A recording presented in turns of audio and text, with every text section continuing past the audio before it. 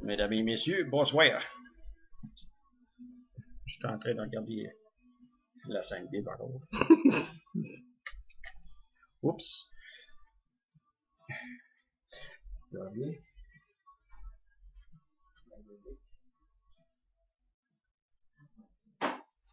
J'avais oublié de fermer la musique. Ça va bien? Ça va bien.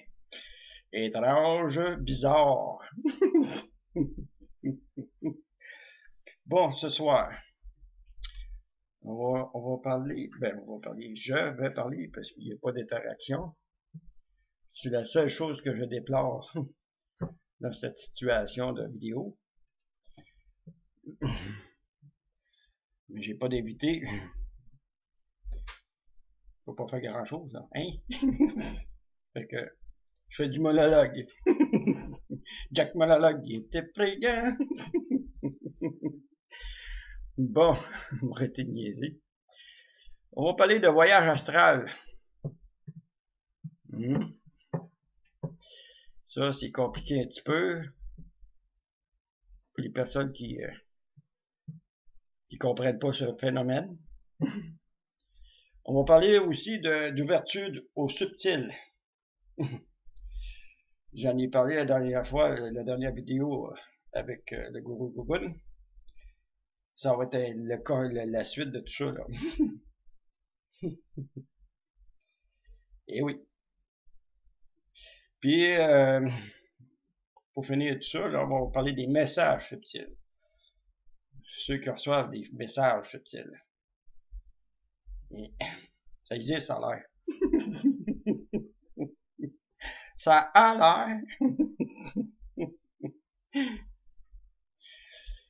Moi, je suis pas ici là pour... je fais pas ça pour juger les gens, là. Les gens sont pas obligés non plus de juger qu'est-ce qui va se dire. Comment je dirais ça? C'est une ouverture, là. C'est sûr que j'ai pas... comment je dirais bien ça? J'ai pas la quantité d'informations à offrir. Tout ce que j'offre, c'est des expériences personnelles. Ils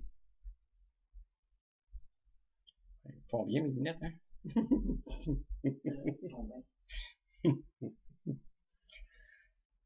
Parce que c'est des transilors.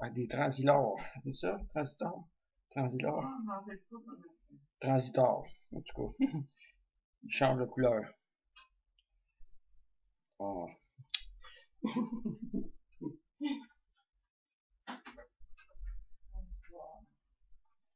Transitor. Transistoire.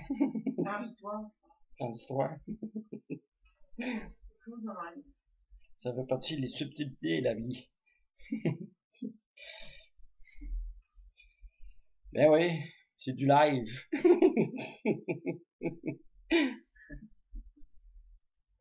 mets ça un peu en perspective d'une réalité.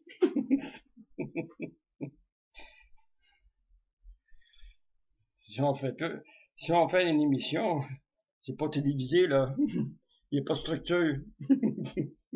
J'ai pas de commercial. C'est live. C'est partagé. Bon.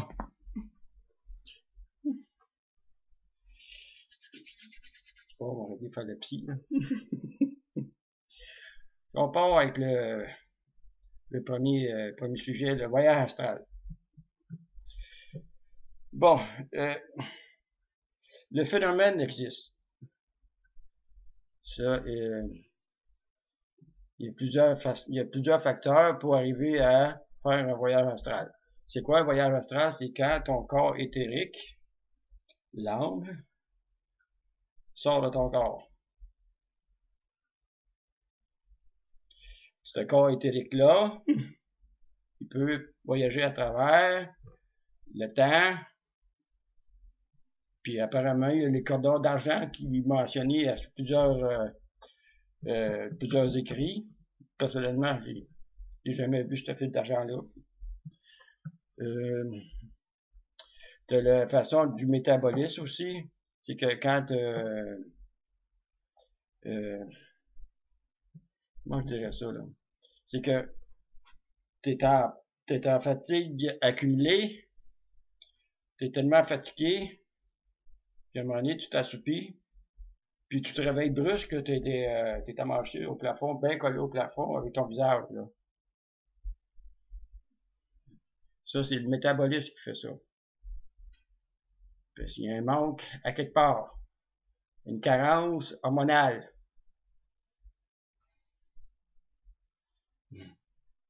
Pas de sommeil, pas de carence. Pas de sommeil, mais pas d'hormones pour ce niveau-là.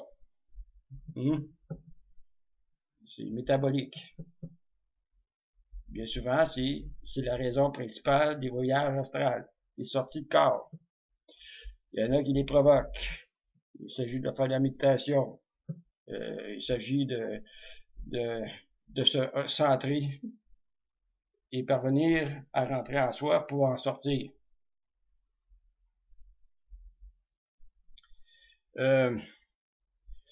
Les éléments de perception au niveau des voyages astrales, ça peut refléter la réalité, mais c'est pas la réalité, c'est un autre plan. Un plan chimérique. Les chimères. Surtout si, exemple, que tu parviens à voyager dans le cosmos, c'est que, comment dire ça? Parce que je veux pas faire des préjugés, là. Quand tu parviens à arriver à ce niveau-là, c'est plus terrestre, c'est plus la réalité terrestre. Puis les perceptions changent automatiquement quand tu sors de la matrice terrestre. Tiens, on va mettre le mot là-dessus. Matrice terrestre. Quand tu dépasses la matrice terrestre, c'est plus du rationnel, c'est du irrationnel, du subtil. Ça, on va en parler tantôt.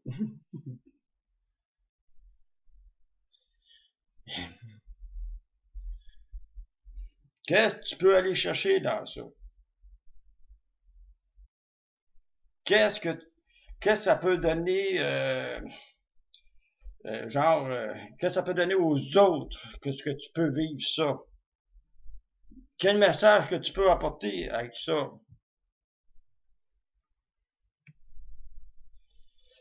C'est très difficile de parvenir à faire un message à partir du subtil. Parce que toutes les personnes, avec leur personnalité, leur individualité, ont leur perception à eux. C'est leur perception à eux autres, là. Ces perceptions-là, c'est une matrice, ça aussi. C'est la matrice du rationnel, du raisonnement, de la conscience, de l'esprit. C'est une matrice.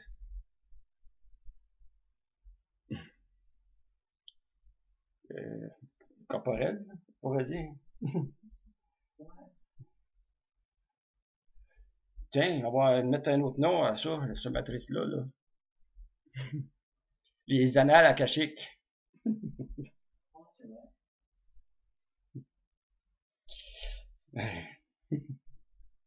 C'est quoi les annales akashiques? C'est les mémoires. Pas les oui, les mémoires que j'en ai parlé la première capsule avec le gourou. C'est toutes les mémoires des vies que tu as faites, toutes les réincarnations que tu as faites. C'est comme une empreinte terrestre qui rentre dans un corps terrestre. C'est ça, les annales akashiques. C'est des mémoires terrestres. Moi, je peux avoir, exemple, juste pour donner un exemple, je suis un portier. C'est qui le portier? C'est le frère André. Un exemple. J'ai du frère André. Ça ne veut pas dire qu'il n'y a pas d'autres personnes qui ont du frère André. Ça fait partie d'une empreinte terrestre.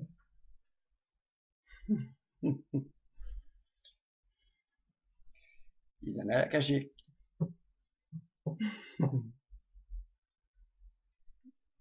On suit là.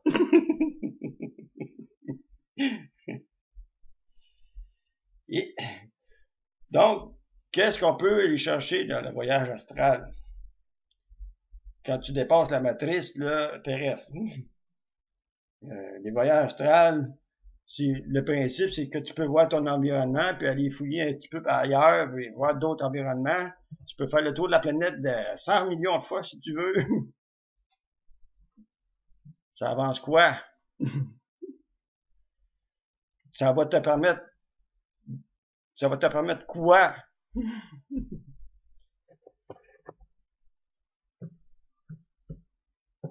Pourquoi je sortirais de mon corps pour aller voir, mettons, à Lyon, qu'est-ce qui se passe, là? À Lyon, au Québec, c'est loin, là. Ou ben non, attends, on va aller voir le phoque en Alaska, là. Qu'est-ce que ça va me donner d'aller faire ça?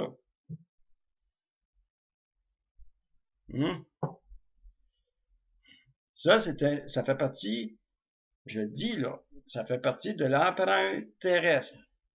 C'est une capacité innée dans chaque personne, dans chaque être humain. Humain. Oh, on va arrêter de tapocher. T'es tapacheux, tout.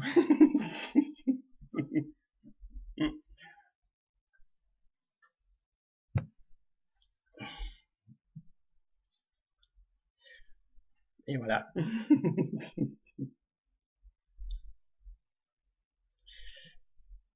Donc, le voyage astral, à part de le vivre de façon métabolique, là, comme je disais tantôt, lors d'un choc violent, un traumatisme important, une carence hormonale au niveau du sommeil, parce que dépasser quand tu passes 48 heures, 50 heures debout, là, ça fait des carences, là.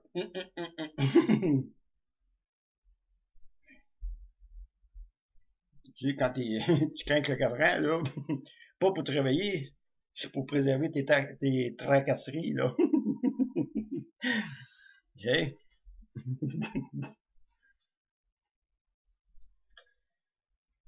Entre autres, le voyage astral ne sert pas à grand-chose. Mais ça fait partie de l'empreinte terrestre. Il en a la akashique. C'est inné.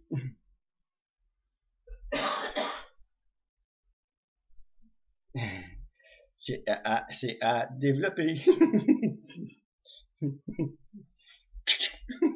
On développe après.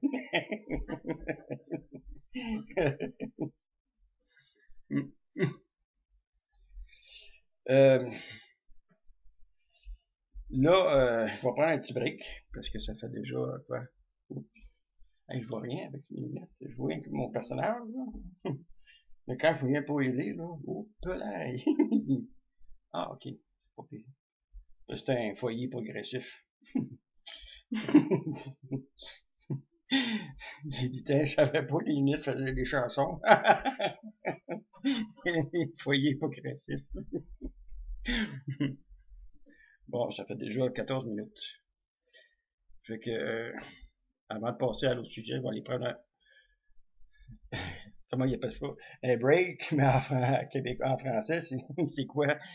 Une pause. Hey, ça tente bien de mettre des messages publicitaires. Ok, tantôt, j'en viens. Oups. Hey.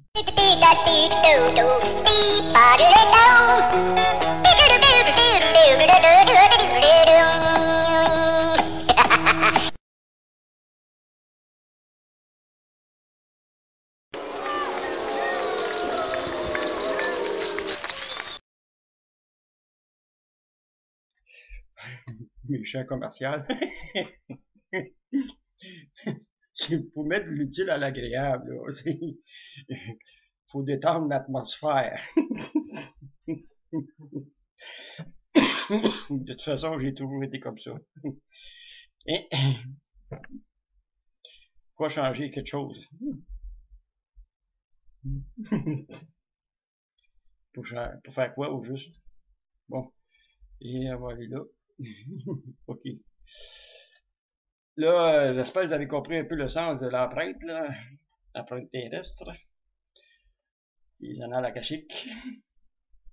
Parce que là, on va parler d'ouverture au subtil. Non, ordinairement, ça se fait tout seul. Il y a des personnes qui, moi que j'appelle les récepteurs, les réceptrices, qui reçoivent des messages subtils. C'est quoi les messages subtils? C'est c'est comme le channeling, ça prend un canal.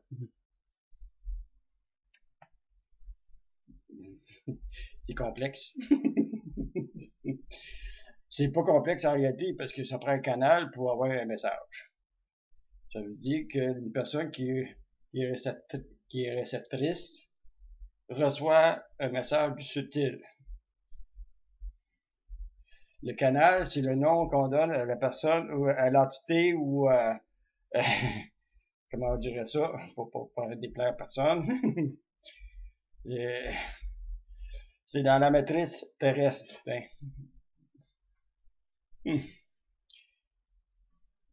Ou extraterrestre. Parce que bien souvent, les channelings, c'est extraterrestre. C'est en dehors de l'empreinte, c'est en dehors de la matrice terrestre. Il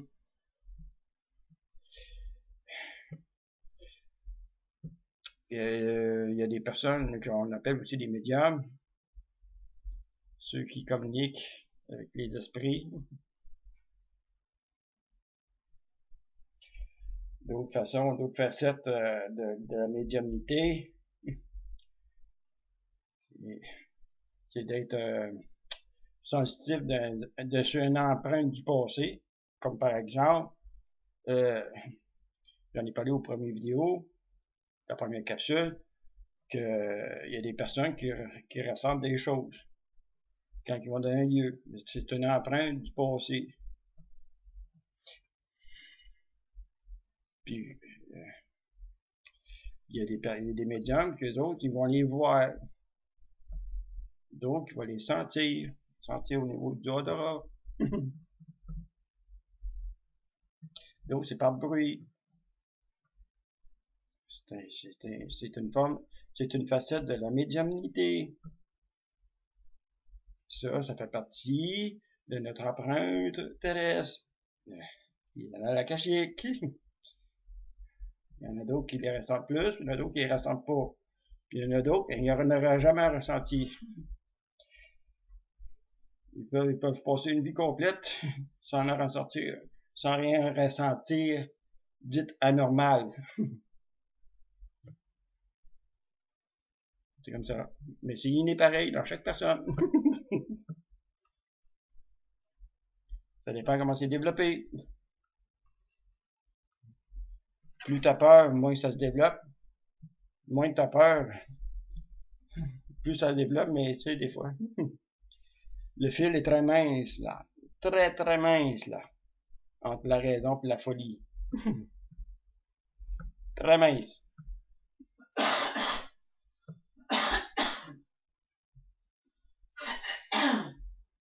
Ou les mains.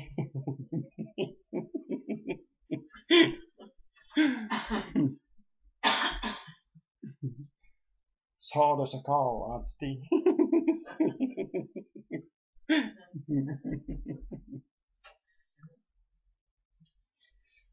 Donc, à partir de ces éléments-là, on peut commencer à développer l'ouverture du subtil. Autrement dit, développer l'ouverture. C'est que il faut prêter attention à tout ce qu'on ressent. De toutes les façons que le phénomène se produit. En passant, c'est pas des phénomènes inexpliqués, c'est des phénomènes très explicables. C'est juste parce qu'on trouve pas c'est quoi, ben on va reléguer ça au phénomène inexpliqué. C'est pas un phénomène inexpliqué, c'est inné. Ça fait partie de nos annales akashiques. Il n'y a rien de plus normal, de plus humain de vivre ça. C'est pas une bête qui va vivre ça, là. Le castor ne commencera pas à taper de la queue parce qu'il sent une présence, là. Hein?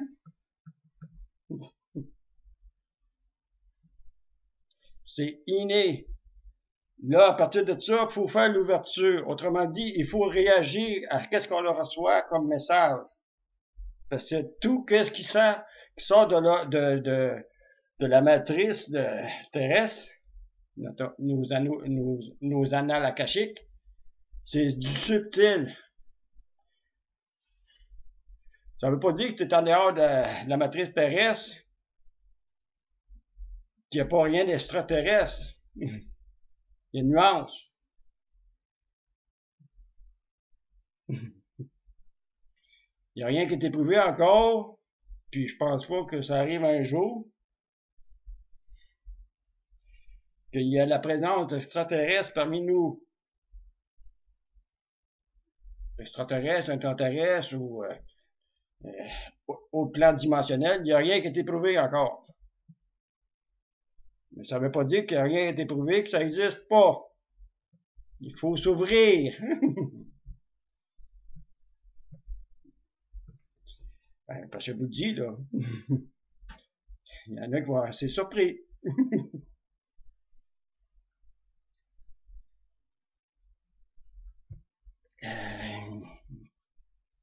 Ça surprend. Surtout si tu l'as jamais vécu, si tu n'as jamais vécu un phénomène du genre. Ça peut brosser un petit peu. Puis à ce moment-là, quand ça arrive, faut pas que tu paniques. La panique, ça donne rien. La peur, ça donne absolument rien. Ça fait juste faire stagner l'évolution humaine. Il faut aller à la source. C'est simple. Un coup, tu as découvert la source. Quelle peur que tu peux donner à la source? Il n'y a rien. Quand tu le sais, il n'y a rien.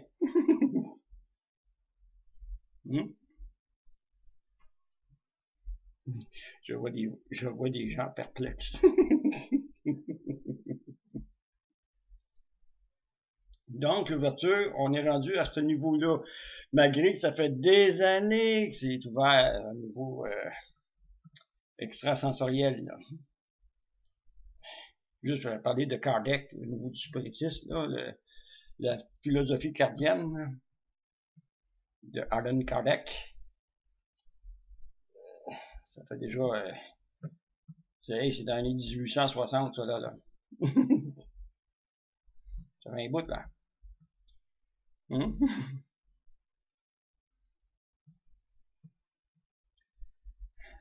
Fait que, la voiture est pas... c'est parce que là, on est trop dans le train-train quotidien, là. On se lève, on travaille, on mange, on se couche, puis on fait l'amour, puis on se couche. Et, tu sais, il y a tout le quotidien, là. Ça, là, c'est un... Moi, j'appelle ça une matrice involutive. Parce que tu évolues pas, là. Moi, j'appelle ça une matrice de robot, là. Ben, il faut vivre, hein? Ben oui, mais ça fait partie de ça pareil. C'est clair. Ah, peux-tu déclencher la femme? Ah, tu vas chercher quelque chose? Attends, tu peux voir arrêter ça. Ah, ben non. Ben oui. Ça peut te déranger, puis je sais pas comment je dis. Ok, tu vas venir partir le ventilateur après? Oui. Tiens, pas celui-là, tu l'as mis. Non, peut-être. C'est correct. On va pas te faire mal. Je vais t'obliger de chercher X on flex. Vous soignez ici, Là, il faut baker Bobo.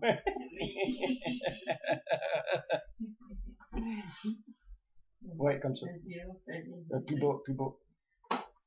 Merci. C'est parfait. Là, je suis au noce. Je me sens à Hawaii. Pour moi, faire de voyage, ça, pour sortir ça, là. Bon. C'est ça, le live. C'est fun. Bon. Donc, l'ouverture au subtil.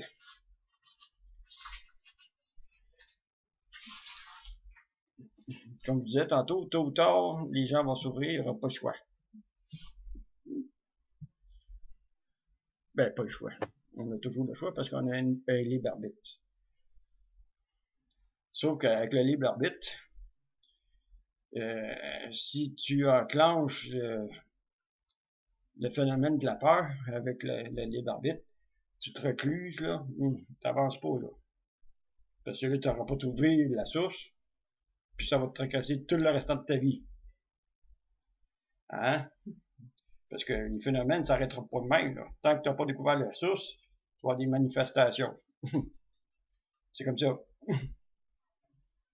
C'est en trouvant la source que tu élimines, comme je l'ai dit la première capsule, c'est en éliminant ce qui est à la source que le phénomène disparaît.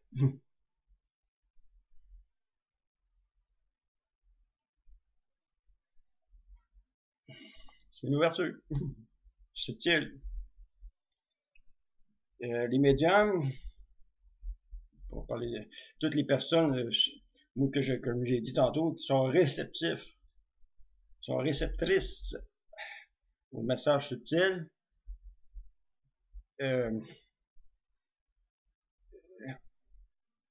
qu'est-ce qu'il va avoir le contenu du message? Faut pas plonger dedans comme on plongerait dans le rationnel, là. Tous les messages venant du subtil, ça prend une ouverture. L'ouverture du subtil à ce niveau-là, c'est de chercher les symbolisations du message. Comme exemple, juste pour revenir au challenge que j'ai eu la dernière fois avec York. York, York. York, York, York, York, York.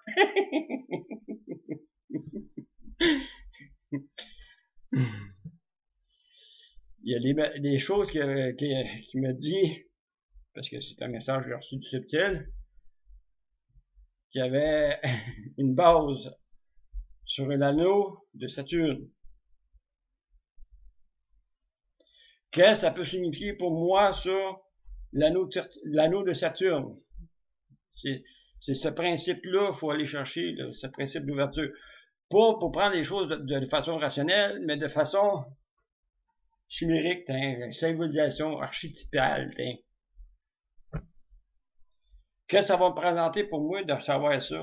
Ça veut dire qu'à quelque part, là, il y a des personnes là, qui sont du signe de Saturne, ça va avec le signe du Capricorne.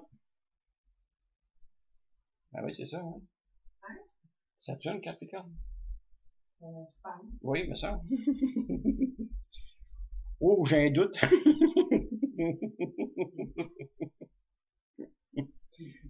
Ça veut dire que faut que je porte plus attention à ce que les personnes du signe du Capricorne vont dire. C'est juste ça. Mais si tu regardes, si tu mets ça prophétiquement, là, puis c'est pas une chose à faire de prophétiser tout message, toute vision, c'est pas de la prophétie, c'est, moi j'appelle ça du caca de minou. Du catmandou. Il faut prendre les choses de façon à symboliser en rapport au quotidien de la personne qui reçoit. C'est ça l'ouverture subtile. Pas à savoir qu'est-ce qui va se passer pour de vrai. Si tu vrai qu'il va se passer, si c'est pas vrai, c'est pas grave. Si c'est vrai, c'est pas grave non plus. Mais ça donne quoi d'avoir ce genre de communication-là? Si tu commences à dire, hey, c'est ça qui va arriver, là, tu t'en vas dans les dédales de l'inconscience, là. Parce qu'il n'y a rien de vrai là-dedans, là. C'est en dehors de la matrice terrestre. Ouf. Donc, si c'est en dehors de la matrice terrestre, c'est en dehors de ton empreinte terrestre. Par contre, si, exemple, puis c'est très logique, la réincarnation humaine, ça veut pas dire que c'est une réincarnation d'un humain qui rentre dans la réincarnation terrestre. Ça peut dire que c'est un extraterrestre qui rentre dans la réincarnation terrestre.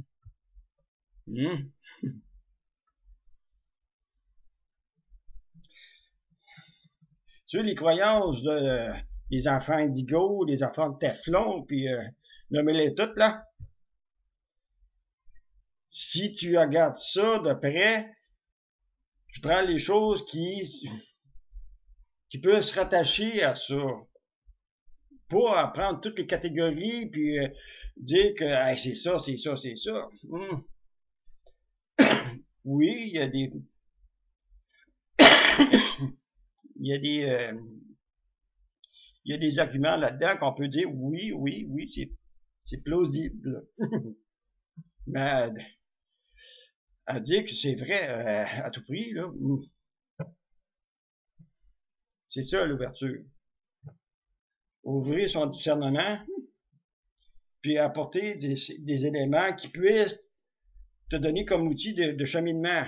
C'est ça la vision, c'est ça recevoir des contacts subtils.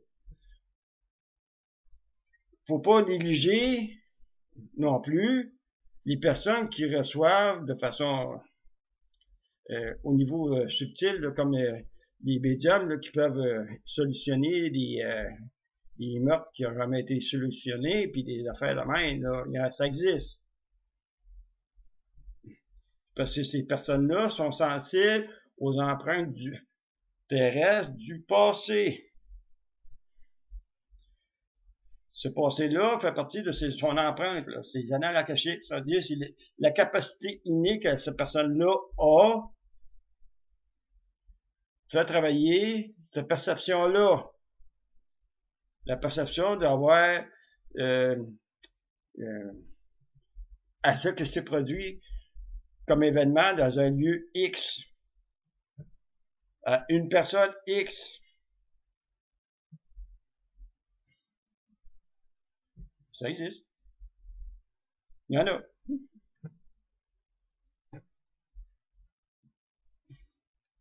Ça fait partie de l'ouverture que les gens doivent faire, parce que je l'ai dit tantôt. Il y a des personnes qui vont ressentir des choses, là, tantôt.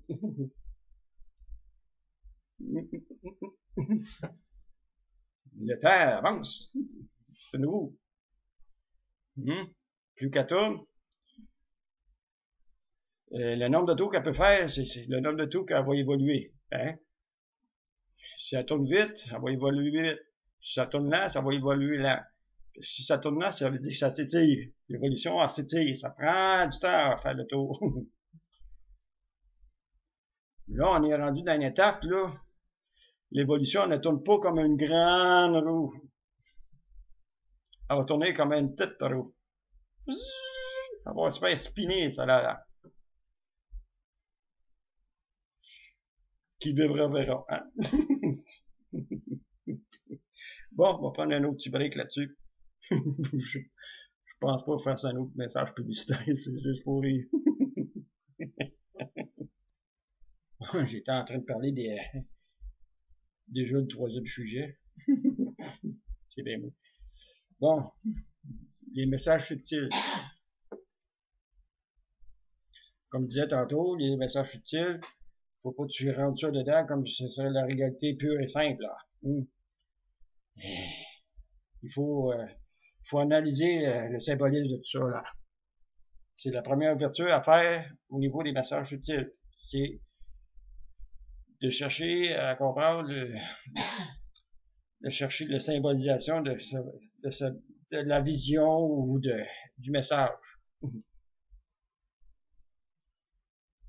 Exemple, si tu rêves, tu vois, t'es ravi par un extraterrestre, par des extraterrestres, exemple, c'est pas ça qui va arriver pour de vrai dans une couple de jours, là. Ça veut pas dire que c'est ça.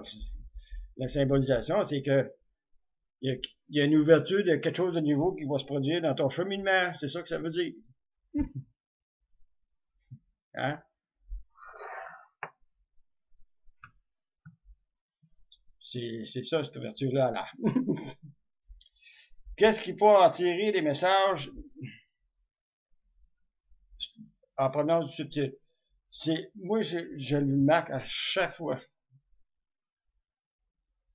À chaque fois, j'écris, quand j'envoie un channeling, qu'il faut prendre les choses, il faut pas les prendre le message à la lettre. De prendre qu'est-ce qui convient pour soi, ou pour les personnes qui vont le lire, puis jeter le reste aux poubelles, là.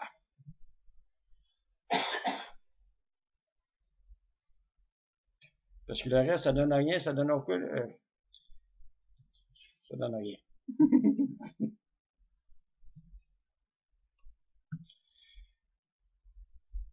Si tu ressens, exemple, tu ressens quelque chose, j'en ai parlé encore avec le gourou, que il y a des gens qui vont sentir des messages subtils dans tout ce que je vais produire comme vidéo. Cette ouverture-là, c'est pour vous faire travailler comment vous voyez les choses, là. Comme exemple, si mettons, j'écris que je me suis fait capturer par des extraterrestres durant un rêve. Sur vous, ça va vous réveiller, ça va vous révéler quoi? Ça vous a-tu déjà arrivé de rêver ça? C'est comme un outil là pour dire, ok, hey, cette symbolisation, je me rappelle, j'ai vécu ça, puis ça m'a produit ça. En voyant qu'est-ce que moi, il va l'écrire, puis vous faites une similarité entre les deux événements, vous allez voir et comprendre que, hey, ben, Lily, il va vivre ça. C'est la seule chose à prendre au niveau des messages subtils. Ne rien prendre pour acquis que c'est des choses qui vont se produire. Jamais, jamais, jamais. Parce que ça arrivera pas.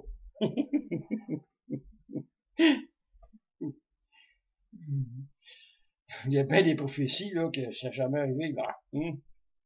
Même Nostradamus, là. Hey, ça vaut que ça vaut. Hein?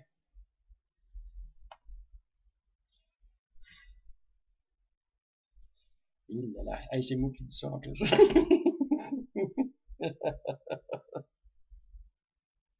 Eh oui. Un gars ne change pas, il évolue. Les personnes ne changent pas, là. Ils évoluent. Il y a juste le matériel qui change. L'humain, lui, évolue. Moi, ça me fait rire quand il dit, hey, lui, il a changé en tabac. Non, non, il n'a pas changé, il a évolué. Il a évolué dans la forme, il a vieilli. Il a évolué dans la forme. Ça veut pas dire qu'il a changé, c'est la même personne. Hein?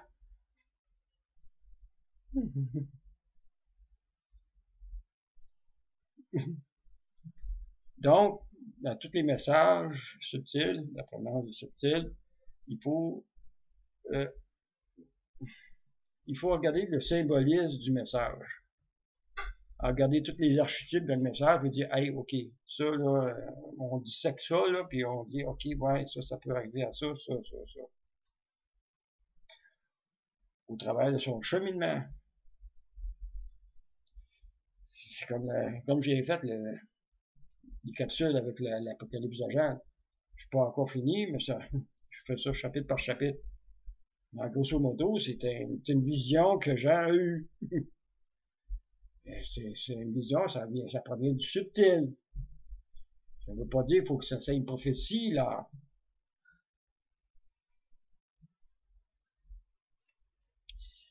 Il faut enlever la partie assujettissante du dogme. La religion, c'est un dogme. C'est dogmatique. Il faut enlever cette partie assujettissante pour pas embarquer dans une prophétie.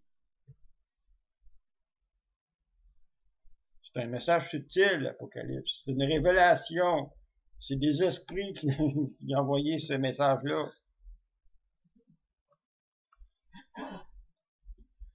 La seule chose qui est difficile à départager dans l'Apocalypse, c'est de savoir si c'est un rêve ou ben non, c'est parce qu'il a été ravi par... Il y a eu une vision subite, là, l'élimination, là.